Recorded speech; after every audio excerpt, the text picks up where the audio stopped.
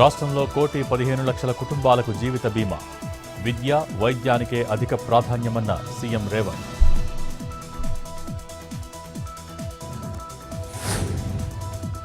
ఇకపై పూర్తిగా ఆన్లైన్లోనే వాహనాల పర్మనెంట్ రిజిస్ట్రేషన్. ఈ రోజు నుంచి కొత్త విధానం అమలు. ఆన్లైన్లో డీలర్ పత్రాల అప్లోడ్. 2 పని దినాల్లో రవాణా శాఖ ఆమోదం. సిరిసిల్ల జిల్లా వేములవాడలో మూతపడుతున్న హోటల్స్, టిఫిన్ సెంటర్లు. గ్యాస్ సిలిండర్లు దొరక్క కట్టెల పొయ్యిలపై టిఫిన్ల తయారీ. టిఫిన్ సెంటర్లు మూతపడటంతో ఇబ్బందులు పడుతున్న భక్తులు.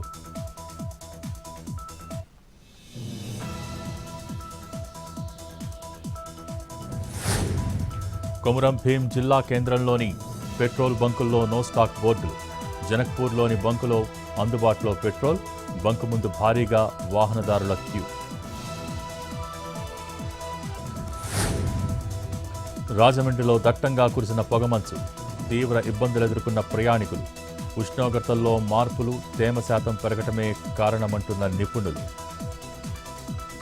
జగిత్యాల జిల్లా మెట్పల్లిలో చోరీ. జ్యువెలరీ షాపులో నుంచి బంగారం ఎత్తుకెళ్లిన దుండగులు.